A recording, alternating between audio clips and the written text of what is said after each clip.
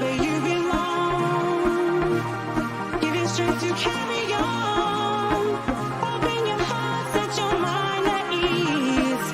Live your life and you'll be free. We're gonna rise, rise, rise. Keep on rising, rise, rise, rise. Keep on rising,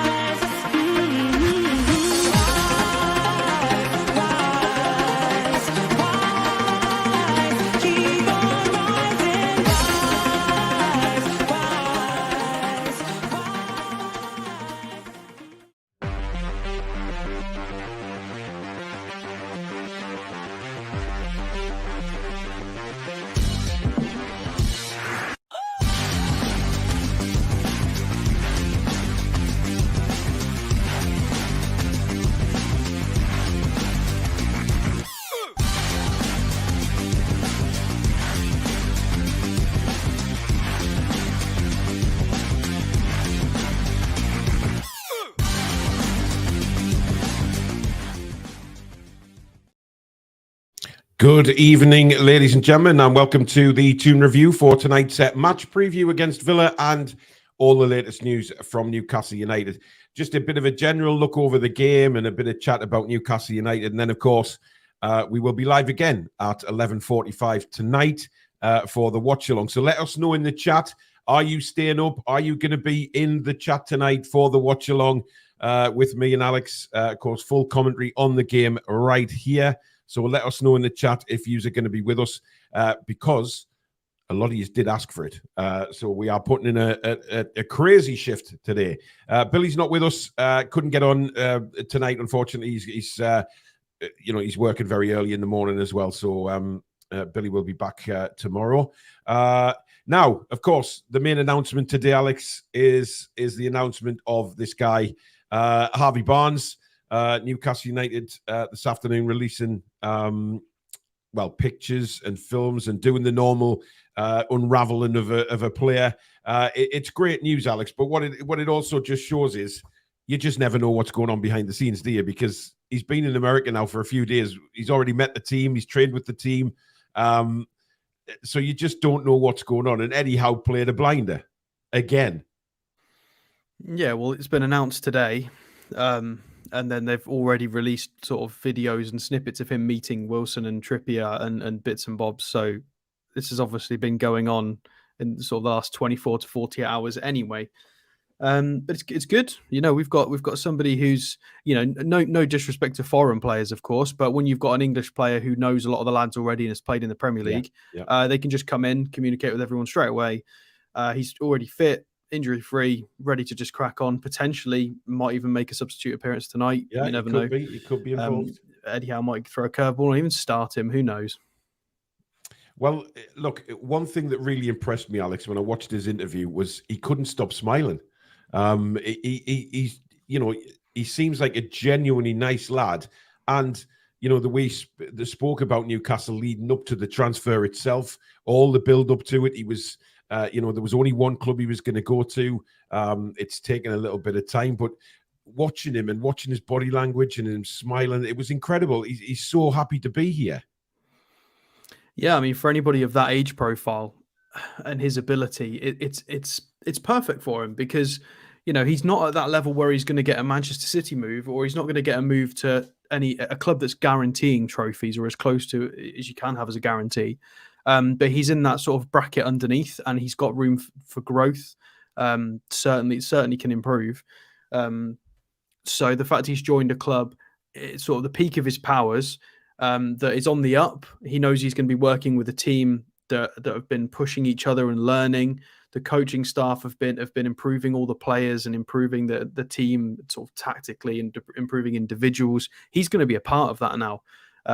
Obviously Leicester went very sour last season, so this is going to be probably very refreshing for him. It's you know, no disrespect to Leicester, but I can't imagine it was a particularly fun atmosphere for training or for games or for anything. It's just one, we've been there, we've been down a couple of times. It's not nice. Whereas our dressing room last year was the polar opposite of that. It was just all smiles, amazing sort of compilation videos, the owners getting involved. It was just great. And he, of course, yeah, he's going to be thrilled because he's going to, be pushing for a starting spot in a club trying to challenge for silverware now. So. Well, it's great to see that so many in the chat are going to be with us for the watch along. A lot of people saying yes, even though I've got work tomorrow, like Tom has. Alex, you do as well. But listen, it's games that you don't want to miss. And a lot of people are saying, are you ready for the sort of late night? Look,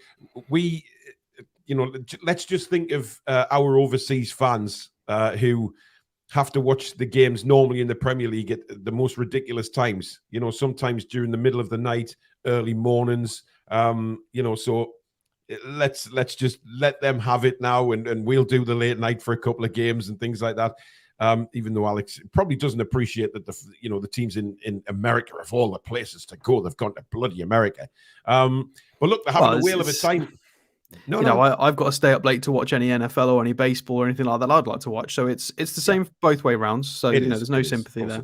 Everybody's got to deal with it. There's never any sympathy. Okay, you've made your point, Mr. Meat. If you want to watch the ice hockey, I'm sure you've got to stay up late. Everybody's got to deal with it. So it doesn't start till sort of midnight, 1 a.m. sometimes. But I do have the capacity to go back and watch it in the morning or whenever. So I can't do that well.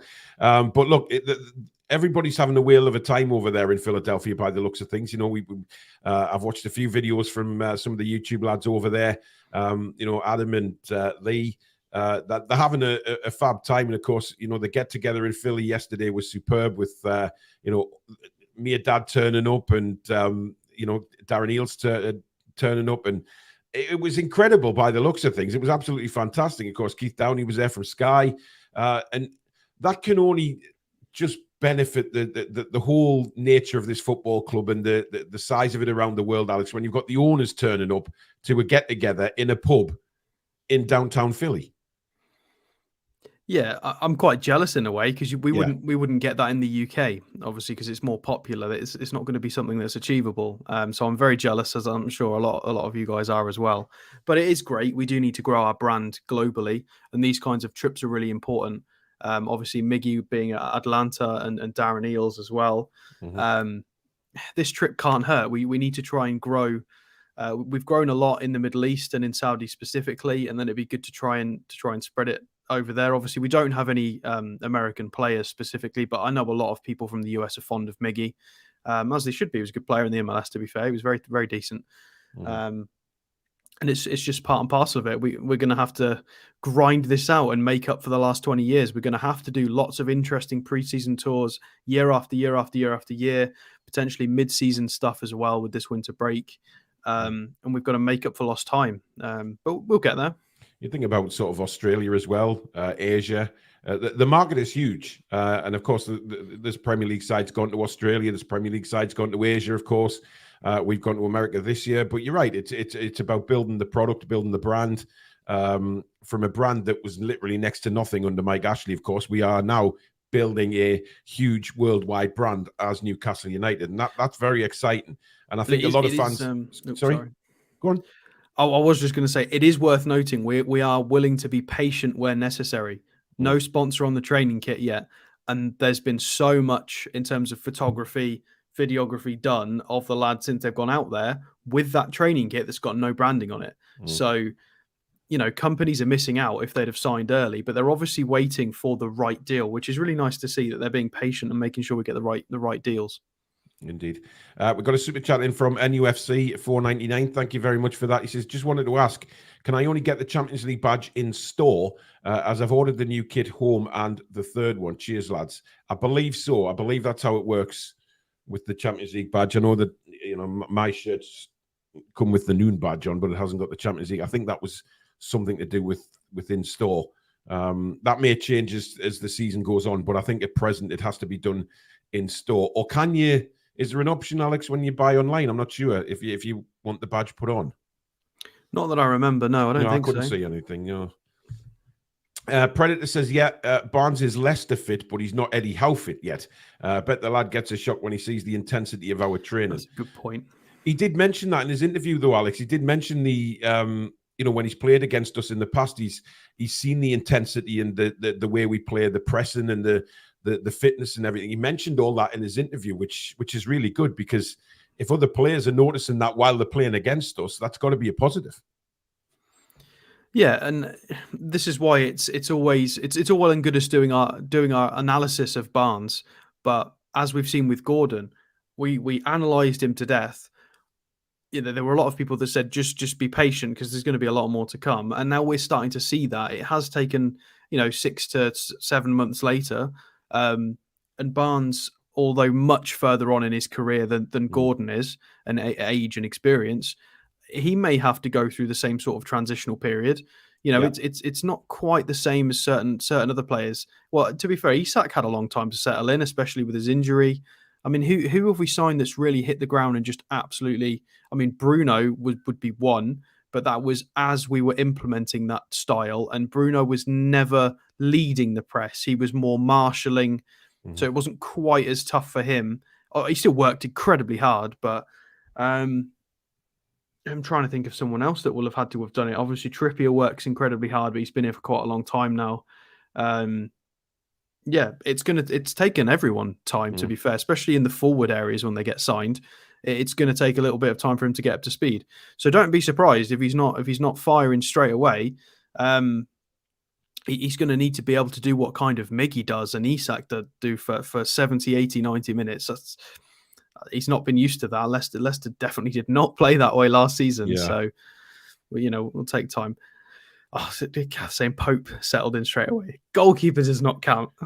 You don't see Nick Pope leading the press. Yeah, and Nick Pope, I mean, look, goalkeepers have to be fit, but it's a kind of different fitness, isn't it? It's nowhere near the same as what these guys play, the outfield players, the intensity, the press, etc. Martin Watson, thank you very much for your $4.99 super chat, buddy. Can't wait for midnight. How are the lads? Rolly says, what a squad Eddie is building. Joint best defense in the league. Arguably the best midfield and goals up front. What a time to be a Toon fan. Chipper says, if clubs complain about us letting players go to Saudi owned clubs by our owners, why did none complain when Watford did it to Italy? Yeah, somebody made a comparison of that on social media earlier on today. I think Watford have had something like 90 odd, I think, dealings with, I think it's Udinese. It might correct me if I'm wrong, but I think it's Udinese. And we've had one with the Saudis. Now, given that, a lot of the Premier League clubs are reportedly looking at this deal, surely, Alex, they should look at the actual transfer fee, because if anything dodgy was going on, then surely we'd get like 50, 60 million for Maxi to help us with FFP and not, and not what he's been sold at. I mean, who we're selling him to is not relevant. That's not part of the query here. The query is it a fair market rate? And I think it's ludicrous for anyone to challenge that. And it's, you need to take a long, hard look at your own mental gymnastics that you're doing. When you look at Rice for over 100 million, and Havertz's price tag, and Neves with 1 year left on his contract going for over 50. There is absolutely nothing wrong with the price tag of Maxi. If anything, it's been undersold, especially when you factor in how long was left on his contract. He's prime age. He's not injured at all. He's ready to go. Yeah. It is ludicrous, and it's a real shame that we've had some top tier journalists pick this up and try and create something out of it. It is quite disgraceful. You need a balanced article. Especially a lot of journalists who have been praising Jordan Henderson to then go on and immediately, as soon as they find something to criticize us regarding the same issue, they just hammer it home, and it's just outrageous. They just need firing, to be fair. A few journalists, it's just not good enough. Well, Abs makes a good Ollie point. Holt's been up to his usual tricks again, and he's actually changed his bio. The first part of his bio is hypocrite now, because he knows. He's self-aware. He knows. Of course he does, but he just plays the game. Abs makes a good point, saying there needs to be a Premier League investigation into the Newcastle tax. It's a joke. Premier League clubs are questioning Maxi's move when so many players from the Premier League are moving there. Exactly. I mean, we've seen some ridiculous fees for players going to Saudi this summer. Absolutely ridiculous fees. But again, because it's Newcastle, because of the Saudi links, let's kick off. Nothing's going to happen because Newcastle United will have done everything properly, that nobody can jump on us and say, well, this was done dodgy or that was done. It's absolutely pathetic. It really is. Martin says he'll be with us tonight. Good lad. Albacan says, I kept alarm for 4:30 a.m. to watch it in India. Wow, that is dedication, man. Nick says, evening all. Are we going to see Tonali and Bruno in the same team tonight? Oh, I hope so.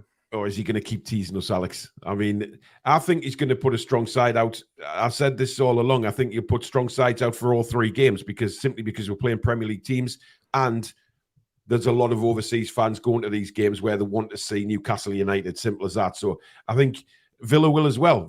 Let's not forget, Alex, Villa have got some very good signings over the summer that they will be wanting to implement into their starting 11 as well. So it should be a very good game. Yeah, we're not going to be able to do what we've done recently and last preseason when it was 1860 München and Mainz. We're not going to be able to field certain lineups. Otherwise, we're going to get pumped. If we do field a bit of a silly lineup for fitness reasons, and Villa decide to field 8 or 9 Premier League quality players, we're going to get battered. So they're not stupid. Our coaching staff are well aware that they're going to have to play a reasonable lineup. And I definitely think we could see Bruno and I was going to say Pirlo then, but it's confusing saying Bruno and Tonali. Wow, I can't believe you just said Pirlo. Wow, could you imagine midfielder Bruno, Tonali and Pirlo? Jesus Christ. Well, God, yeah, that would be outrageous, wouldn't it? Yeah, so Bruno, Tonali, I think we could see them start, but we could see them used as alternatives sort of in either side of the halves. Yeah. Obviously not that Tonali's a 6. We're aware he's more of an 8, but still. But surely, Alex, Alex, Eddie Howe is chomping at the bit to see these two play together. I mean, he always does this though, doesn't he? He always does this. Yeah, Pre-seasons, mid-seasons, whenever it's the transfer window, we're always like, oh, we can't wait to see this lineup. We can't wait to see these in these positions. And he just teases us, you know. And plus, he won't want to give, Billy's alluded to this, that we don't want to give too much away because Villa is the opening fixture of the Premier League season.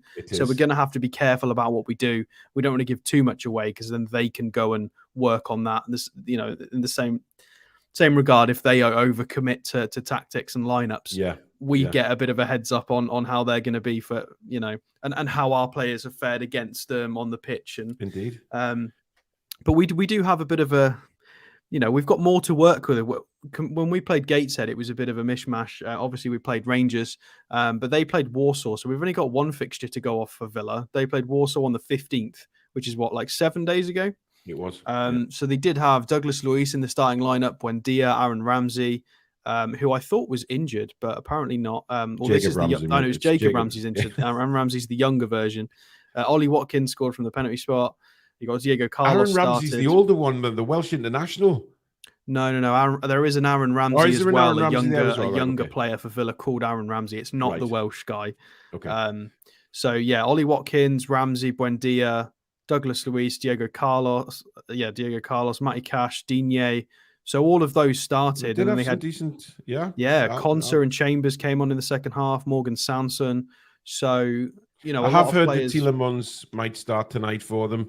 Potentially. There's somebody else that they were reporting on a couple of Villa channels. I'm not sure if Kamara's fit. I don't know. No. And obviously the new guy, Pau Torres. Yeah, Pau Torres. That's him. That's who they were mentioning. Possibly starting as well. Tom, this is the worst joke in the world. Lots of mentions of Philadelphia, but other cream cheeses are available. Wow. Tom, hang your head in shame with that one, buddy. The Fool says all Newcastle needs to do is hire Ryan Reynolds and Rob McElhenney. Why? We've got more money than them. Simple as that. Listen, I think Wrexham will do really well, and best of luck to them. Jock says, Julia, born in Scotland. I lived in Newcastle for 20 years and 2 Geordie girls, so I'm an adopted Geordie. It doesn't matter where you live. Don't listen to all this garbage about, or you have to live within, a certain amount of distance from St. James's to be a proper Newcastle fan. What a load of bollocks. You can be a Newcastle fan wherever you are, all over the world. And I think tonight is just going to, showcase how many fans we do have across the world. I've seen people from California flying over to the East Coast to see the games. They're coming from all over the place, and that is just. I've seen from South America a lot of course, Paraguayans. Miggy's fans are flying up to see Miggy. It's all of the Brazilian fans as well. Of course, we've got Brazilians in the side. They'll be all there, and it's incredible the pull that this club now has. James says, "Did you see the humility of Shea and the chairman? The bouncer did not know him." Yes, I did. It was quite funny actually. But Shea Given is just still 100% Newcastle United. He really is. He's in the tracksuits. He's in all the gear for Newcastle. So look, I think there's a possibility that Shea Given is going to be certainly an ambassador for Newcastle United moving forward. I think the way he's going at the moment. What's he doing at the moment? Is he is he just an invited guest of honor? I don't know. Is he coaching? Is it an ambassadorial role? It's interesting, isn't it? Because nobody's clarified it. He's not said anything. And we've seen him on the training pitch more than once, by the way. Donning the training gear, and he's out there. But speaking of goalkeepers, Nick Pope is fit again, Alex, after his operation, earlier in the summer, before the end of last season, of course, with his injured finger. He's now fit and back in training. So would you say that he'd play a part tonight? It'd be interesting which goalies he goes for, because obviously Dubravka hasn't been seen either.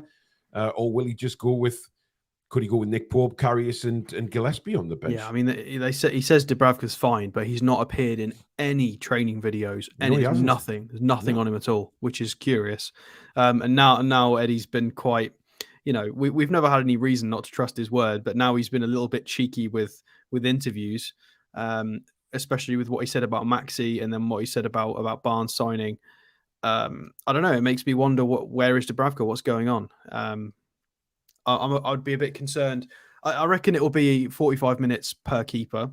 Mm-hmm. The question is, who's it going to be? I would imagine 45 minutes Pope, 45 minutes Karius, unless he wants to just do Darlow Karius again. Although I've not been particularly impressed with Darlow's performances, considering they are friendlies. And he did, it's not like he's been out of practice. He was on loan at Hull. Karius was the one who wasn't playing and wasn't match ready. And he's looked like he's actually improved considerably training with us. He looks like he's come on a lot. Yep, so it's exciting. Lisa, good evening. Lisa is one of the parents at Westerhope United, who the under-9s who we're going to be sponsoring for the new season. Hope you're well, Lisa, and hello, kids. Hope you're all doing well and looking forward to getting going for another season, and a successful one this time. Lisa says, I'm staying up, might have a nap first after I watch this. I'm in the same boat. Barnes will be match fit. Leicester were a very energetic team, even last season having to track back. Yeah, they did play at a sort of quite high pace. So, yeah. Paul Tully says, Paul, liking the mic. Good to see the red gone. Yes, the red is gone. For people in America, it's on NBC Peacock later, starting at 6 Eastern time. Yep. It's also on Sky Sports for us over here. I'll be watching it on Sky Sports, but on the internet. So I might be a little bit behind. So you might need to pause, and like we do for the normal games, just pause it, wait till I say kick off, and then away we go. And then we're all in sync. Jock Bar, thank you for a £2 super chat. He says, I've had a nap, so I'm ready for tonight. Good lads. Nick Thornton says 30 million is more than a fair valuation for ASM. These clubs are bitching and moaning for the sake of it. Totally agree. Carl says, Paul, read an article today. Don't know if this will help. P2B001. If you Google this, will explain. Do you want to write that down, Alex, and maybe just have a little scope of it later on? He's not interested. He's just, normally if Alex was sort of buzzing with it, he'd be having a pen and he'd be writing it down and he'd be like, well, yeah, I'll have a look at that. Well, it's to do with Parkinson's. Is it? Yeah. Oh, well, that might be something that I need to take a note of then in that case. Thank you, mate. I appreciate that. Julie says that's what they're saying, that the transfer fees are inflated. These clubs, usually Villa and Spurs, need to mind their own business. Jan says Barnes is the type of player who will hit the ground running. Flying, not running. Yeah. I can't wait to see him. Anthony says Lady Mandy and Co. wouldn't chance anything dodgy. They know too many eyes on us. Exactly.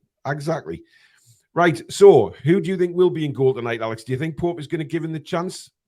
And will he go with the tried and trusted back five?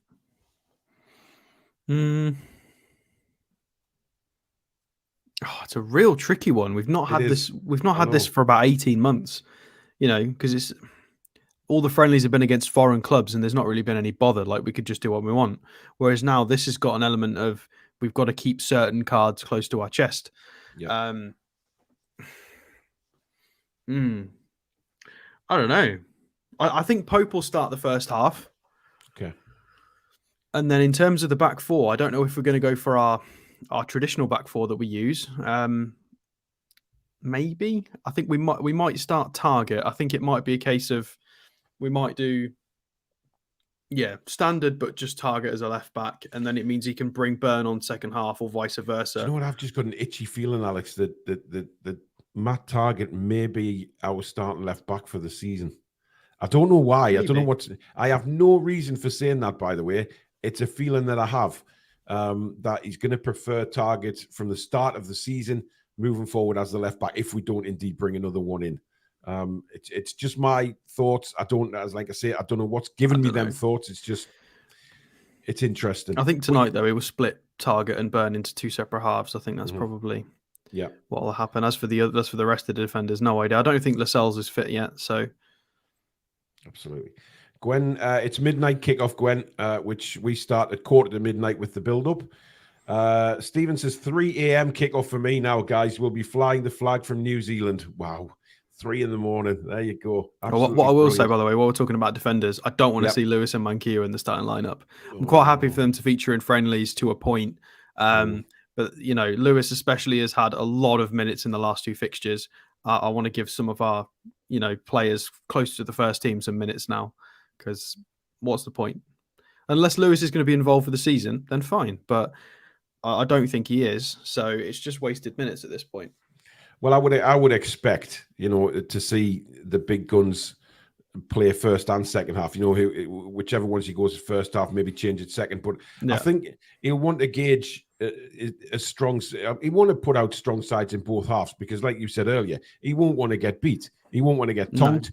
He want to give the fans a good performance as well for the amount of fans that have turned up. And let's not forget, there's an awful lot of fans out there who've flown over from the UK as well. And they're not just flying over there just to get a Tonkin and come home again. No. They want to put on a display. But it's finding that balance between not giving away too much about our first team and also not starting Lewis as a left winger. There's got to be an in between. I can imagine probably we won't see our first team midfield.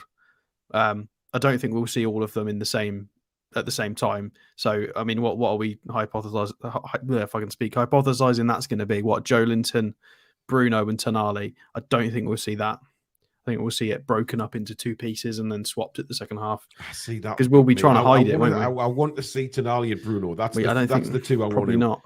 Well, I agree. Actually, I don't think we will, but I think we'll see Joelinton for quite a while actually, because he obviously hasn't played in any of the friendlies yet. So he needs to get his fitness, his match fitness sharp. So I think he'll be involved possibly longer than 45 minutes in this game, and maybe in the other two. He hasn't played any football yet. Lewis says, I think he's helping with the goalkeeper training and an ambassador for the club. Talking about Shea Given. He's already an ambassador. There you go. The Fool says, Paul Ryan and Rob have got Wrexham sponsors, big sponsors from a League Two team. Newcastle can only seem to get Saudi companies. They need to branch away a bit from Saudi Arabia. Look, they're getting a hell of a deal with Seller or Sealer, however you want to say it, and probably a much better deal than we've had under the previous regime of Mr. Ashley, who just, as long as Sports Direct were pasted everywhere in the club, he couldn't be asked who was on the shirt. So, look, I don't agree with you. I think, look, they will get sponsors from all over the world.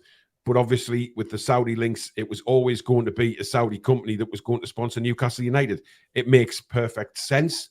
It makes good money for the club and continues our income to make sure that in future years, FFP will not be a problem. So it's a very good deal, in my opinion. Let's have a look. Livermento's got a bit quiet, Alex. Again, a bit of, I think it was 30 million rejected by Southampton. They're looking for closer to 40 million. It's a bit of a strange one for me. I'm not sure that I would rate Livermento at 40 million just yet. I mean, you're paying for the possibility of him being amazing. I think that there is every possibility he's going to be that would be a good fee. However, the fact that he was injured for the majority of last season and is not played, again, that's a suspect fee. If we're going to start questioning the maxi fee, then every fee has to start being questioned. You've got to stand firm and be stubborn. We're not going to let people push us around with this whole narrative. And 40 million for somebody who was injured for the entirety of last season is outrageous. Who's only got one season of Premier League experience.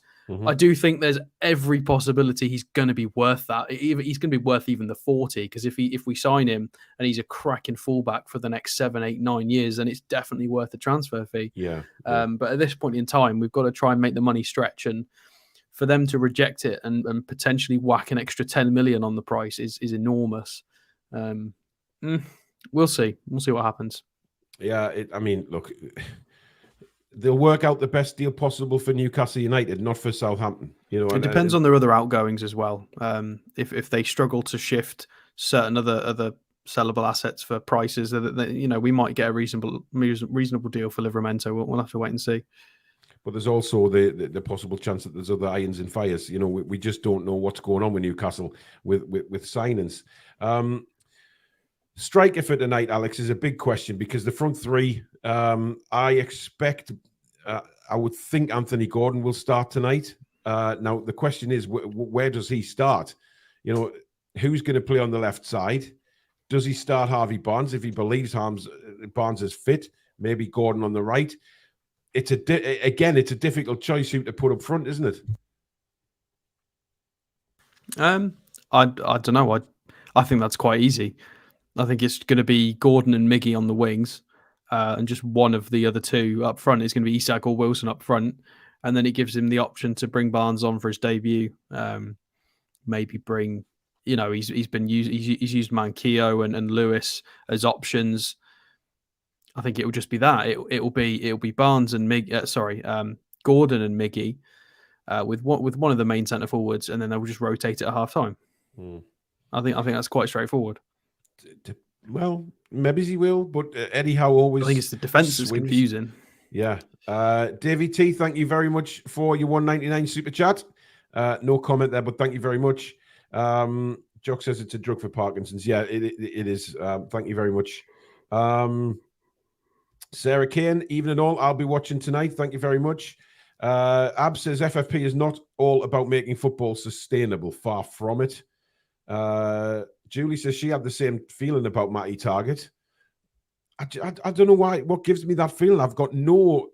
There's nothing happened or being said that gives me that feeling that Matty Targett is going to start. I just think it may be Matty Targett's opportunity if we do not bring a left back in.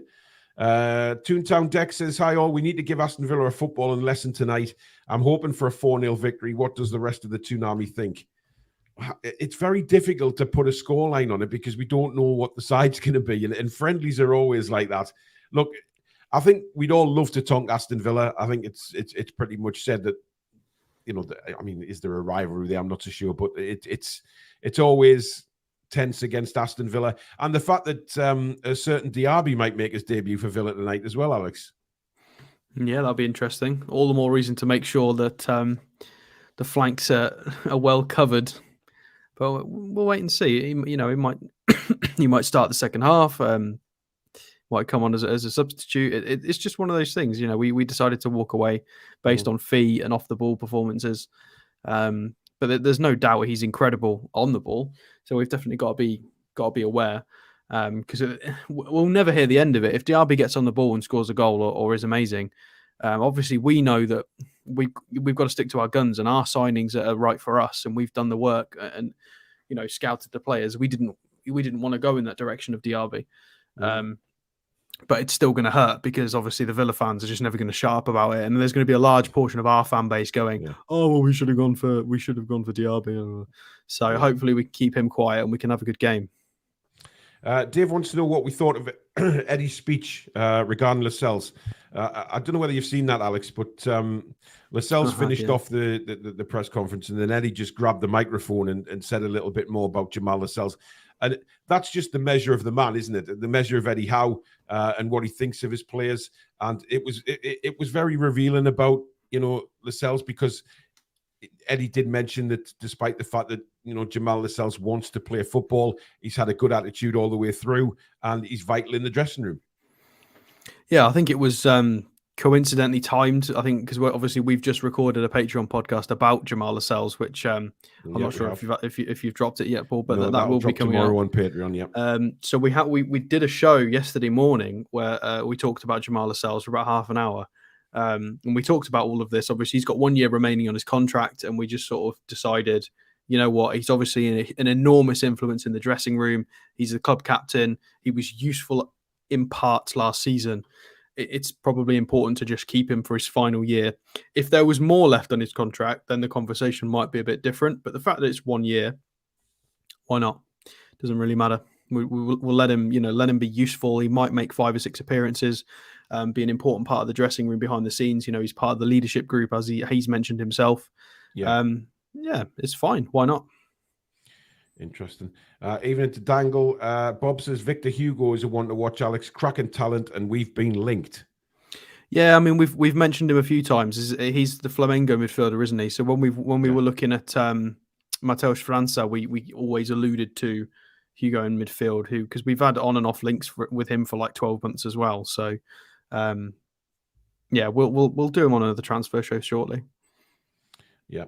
Harvey Barnes' dad wanted to move badly. Simon says that young centre-back from Man City who played in the under-21s could be going to West Ham for £15 million. John says, evening lads, what's your views on keeping Lascelles and him remaining as captain? Well, Alex has just explained that. He's got 1 year left on his contract, and it probably makes sense, to be honest. He'll get his move next summer. No transfer fee involved. It'll be a good payday for him as well. And can we deny him that after the service he's given to Newcastle? I'm not so sure, but we do need to get some players out. There's no doubt about that, and I'm sure that they are working hard. But the problem with getting players out, Alex, is we've got to have interest from other teams. And when you see the likes of Hendrick and Ryan Fraser, there's very, very little interest for them. Yeah, so this is another thing we alluded to on the podcast, is a lot of our, I don't want to say deadwood, because some of them are a lot more than that, and some of them aren't. But there's not really been any shop window performances. There's not really anything. There's no value there. Hayden struggled at Norwich. He was okay. Hendrick was, wishy-washy in the Championship on a couple of loans, which was QPR and Reading. Fraser's obviously struggled first game of the season last year and got banished. Who's going to be interested in these lads? A lot of them are on £30,000 to £45,000 a week. So exactly. Championship wages, that's exorbitant. They're not going to be able to afford that unless we sort of go halvesies with that. Foreign clubs aren't going to be able to afford the fees or the wages unless we come to some sort of arrangement. Are they going to want to go abroad either? It's just a real tough situation. Certain players, obviously like Maxi, there's going to be players that you can offload because you can see the value in they're making appearances. But a lot of the sort of back end of the squad, who's going to want them? Well, I mean, Bob makes a point there. Could we offload our deadwood by, termination of contract by mutual consent? It doesn't help the FFP though. You might as well just keep them around. Yeah. It literally just paying them off. We're still losing the same amount of money. You might as well just have them as squad depth. Or as a bargaining chip. If you loan them out to a club, you then get in the good graces of another club and you create links. So if you're not gaining anything, just potentially keep them around. If it's not going to damage relations, you could build links with other clubs. It just depends situation to situation. The thing is about, look, if we try and get rid of players, we have to have that in. And I've seen a lot of people comment and saying, "Oh, should Newcastle not offer to pay part of the wages?" We don't want to do that. I don't think the club's interested in doing that. They just want the players out of the door. Certainly Ryan Fraser and Jeff Hendrick, they have no future at all at the club. I think we might pay some of the wages, but... Yeah, but at the same time, if we're going to sell them, they just want rid, out of the club. Look, it's not the current regime's fault that they're on such ridiculous wages for the talent that they are. Jeff Hendrick in particular. I mean, it's absolutely outrageous. And to be fair to Jeff Hendrick, he doesn't have to turn around and say, right, well, I'm going to force a move. He's getting beyond what he probably ever expected to get. Well, it's because he was signed on a free transfer. That's why his wages are high. It's ridiculous. Absolutely ridiculous. Tenacious says, evening, lads. The thing I love about Barnes' interview is he had a grin ear to ear. He looks over the moon to be here. Yeah, we mentioned that at the start of the show. He looks so chuffed to finally get out there to the States. Carlos wants to know if Big Dan Burn has signed a new contract. It looks that way. Newcastle haven't announced it, but I'm not sure where or how that photos got leaked. It was in the new kit, isn't it? So it must be. Yeah, it's nothing from the club, but I don't know how that has appeared. But it's certainly Dan Burns signing the contract, so it may well be that he has, and I'm sure the club will obviously let us know in due course. Alfie says Hendry should have gone years ago. Hendrick, because of how ridiculous wages are. Rumours of Darlow is Leeds bound. The Cherries moved on down the south coast. Interesting, because he was supposedly heading towards Bournemouth, and now it's changed around to Leeds again. Leeds were leading the race to sign him. It looked like he was going to stay in the Premier League with Bournemouth, and now it looks like Leeds. It's crazy. Yeah, I mean, he is a good goalkeeper. Again, I wasn't impressed in the two times I saw him in pre-season, but obviously he did very well with Hull, and he's too good to be. There's a lot of keepers that are too good to be warming benches. You know, he'd be somebody's first choice, whether it's at the back end of the Premier League or towards the top of the Championship. He's definitely good enough to be doing that week in, week out. So if he wants to play football, I think you do a very good job for Leeds. Arturo says, why are you all talking about Gordon? Murphy is better than that, Scouser. Arturo, give your head a shake. He's just bitter because we beat Spain in the U21s and Gordon was the player of the tournament. Yes. Bitter. Very bitter. However, Arturo, you are entitled to your opinion. I don't agree with that. When it's wrong. Especially the way Gordon has looked, certainly against Rangers in pre-season. I'm very excited to see what he can bring us this season. Jocks is only one person to blame for stupid contracts. Indeed. Yeah, there's just no doubt about it. David says termination of contract still hits the FFP. Seems Kraft will be going on a free next year. I think there's going to be loads next season. Next season's transfer window is probably going to be our most interesting because we're going to have Champions League money in, potentially more sponsorships, and then we'll have like an enormous amount of contracts coming to their end. So next summer will be the big one. I think it'll be the this one is better, but the next one will be the big summer that we've not seen. Indeed. Adam's asking if we've heard anything about Bruno's new contract. It feels like it's going on for an eternity. No, nothing's been said. I wouldn't panic on that one, though. Let's just see how that pans out. Stephen Monaghan, thank you for your $4.99 super chat. This is a great show as always, lads. Thank you very much. Arturo, in certain words, says he doesn't care about Spain. Despite living there. Well, there you go. Right. It is just a quick 40 odd minutes show tonight, guys, because obviously I need to get some food. We need to get a little bit of a nap before we go for the marathon tonight. What's the score going to be, Alex? I know it's daft. I don't think it really matters, but what would you like it to be, more to the point? What would you like the score to be? I mean, I'd love us to win, obviously, maybe like a 3-0. But in reality, it doesn't matter because of the amount of substitutions and trials and tests we're going to be running, and them as well. The score's kind of redundant. So I'd like to see us score a couple of goals, and if we concede some, so be it. It might come from player mistakes or just learning a sequence. It happens. But I'd like to see a couple of goals. So I think maybe 2-0 would be a nice score. We've scored a couple, kept a clean sheet. That'd be good. I'd like that. Something like 2-3-0. Just cruise. But I have a feeling it might be a little bit tasty, a little bit physical here and there. Probably will be. Two Premier League sides going after one to get the bragging rights, of course. So I think it'll be a bit tasty, but time will tell. But thank you very much for watching tonight, guys. As usual, please do give it the thumbs up. Hit that like button. It really does help us in the algorithm with YouTube. And of course, if you're new and you've enjoyed what you've seen, please do hit the subscribe button. Come and be part of this incredible community we have on the Toon Review. And don't forget to hit the notification bell to let you know when we upload any videos or we schedule live shows in. It is free to subscribe. You can become a member if you hit the join button just underneath. Basically, for a small monthly fee, you get to be a member, opportunities to watch videos early, in for draws, things like that. That's all coming up for our members. And of course, we're across all the social medias as well. We're on Patreon as well, which is extra podcasts from the Toon Review. Go and check that out. The link is in the description. There's some new shows going to be uploaded for the next few days, next week, Monday, Tuesday. We've got some good podcasts coming up talking about players, Champions League pots, things like that. So go and check that out as well. But thank you, everybody. Thank you to the mods. Thank you to Alex. But thank you to you guys out there. We will be back again at 11:45 p.m. It seems very strange saying that.